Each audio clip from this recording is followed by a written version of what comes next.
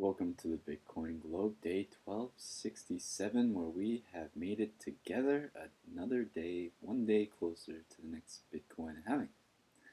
I have some notes for you today that are quite interesting. I've been doing a lot of delving into the Reddit forums on Bitcoin and found the best, most interesting articles. Usually they're the ones that top voted, but not always.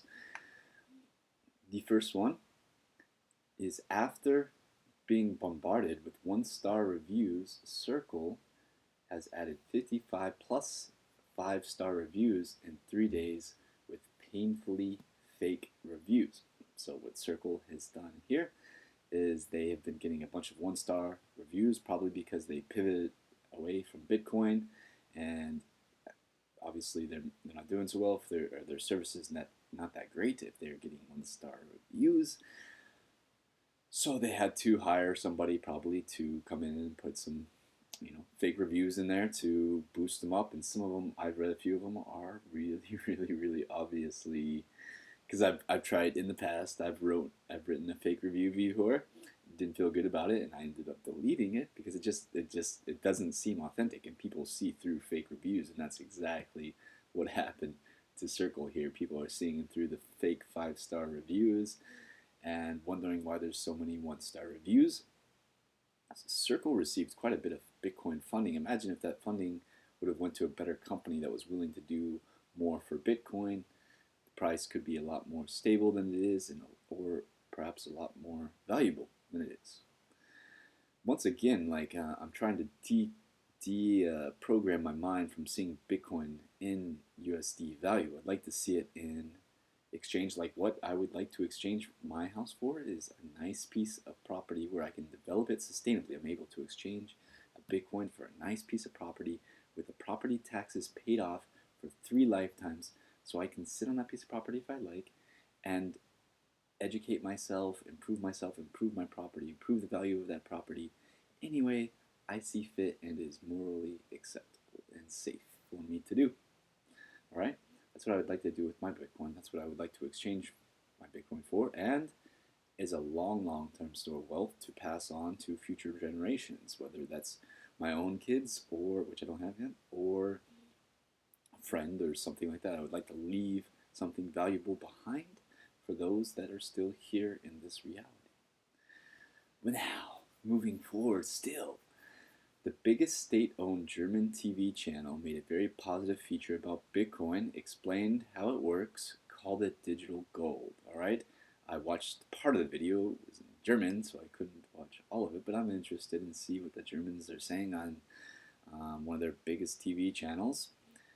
Maybe check Google Trends to see if Germany is having an uptick in Bitcoin queries.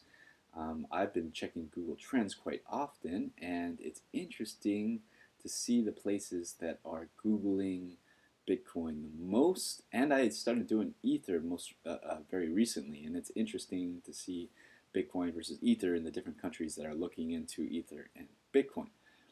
Very interesting stuff going on in both spaces. Cryptocurrency world is on fire. I've always been a Bitcoin supporter. I've had Ethereum in the past, and I've always ended up selling it just because I didn't believe in it as much. But now I'm seeing a lot of applications that could be useful being built on the Ethereum blockchain. So I'm taking Ethereum as my second pick, and we'll see what happens. And also on the Google Trends, there's a lot of interesting countries that are most interested in Ether. So that's something for you guys to pay attention to. I do have a whopping, I better not say how much Ether I have, but it's not that many at all. It's a nice amount. I will look to increase my Ether holdings. If you would like to tip me in Ether, much appreciated. I think it's a lot cheaper to send than Bitcoin and a lot faster, but I'm not sure. Bitcoin's, to me, has never really seemed slow. I've had very few problems with Bitcoin, even when the volume's really high, so I don't know what the issues are there. Personally, I've never had a problem, okay? CEO of Abra. I believe some governments will start buying small amounts of Bitcoin as reserves in 2017. Zero risk, all upside. Now, I'm going to put links to all these because the comments are extremely interesting. And this is a theory that I've had before because it just seems like all upside. if a government invests into Bitcoin or Federal Reserve invests into Bitcoin, they're able to create another asset class that can easily be distributed to other people. So I feel like in banks, you should have your checking account and your Bitcoin account, right? There should be two accounts, and you're able to exchange that Bitcoin to help pay off debt, which is all fiat money, but Bitcoin will be much higher value than all that debt put together. So you'll be able to pay that off, and banks will pay you dividends in Bitcoin because it's easier to send than the fiat currency. Keep their existing structure and augment it with Bitcoin. Governments can do it. Governments can give out medical benefits in Bitcoin or all kinds of different programs that they come up with that just just do it. Just do it. Make it happen, governments. Make your country great. Make your people the best. Make your people the most educated, or give them the opportunities to be the best, the most educated, the cleanest, environmentally friendly country in the world. Let's continue on that path. So check out the comments on that one for sure. Yes, so this is once again talking about Google Trends. India has hit an all-time high, which is new. They are searching Bitcoin in Google in India. What is this Bitcoin price? Yeah, just some closing notes here. China getting blamed for everything seemingly negative in the financial world. Like last year it was the stock market. This year and I'm not saying there isn't reason to blame, but we shouldn't be blaming because for all we know, maybe some billionaires in China were looking into Bitcoin and they moved into it really fast, saw how fast it shot up, either got freaked out and sold or decided just to make profits quick. But maybe there is interest because it was like $5 billion that moved into Bitcoin over a period of a few days, which drove up the price because liquidity was drying up and it created a bit of a bubble. Now I feel like we're back maybe within $50 of the actual value of Bitcoin. Of course, in the long term, I think we're in a reverse bubble.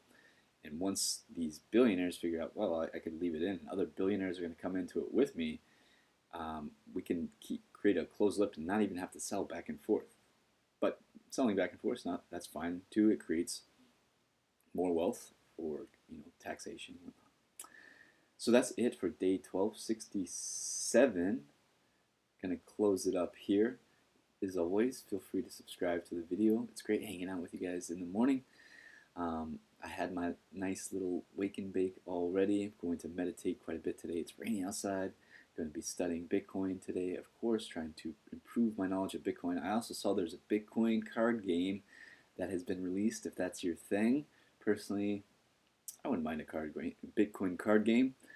So that's something to look forward to, a Bitcoin card game. And we're going to see what else people build on these Bitcoin, Ethereum blockchains, maybe something that can't be passed up. So that's it for this video. Feel free to like, subscribe, share.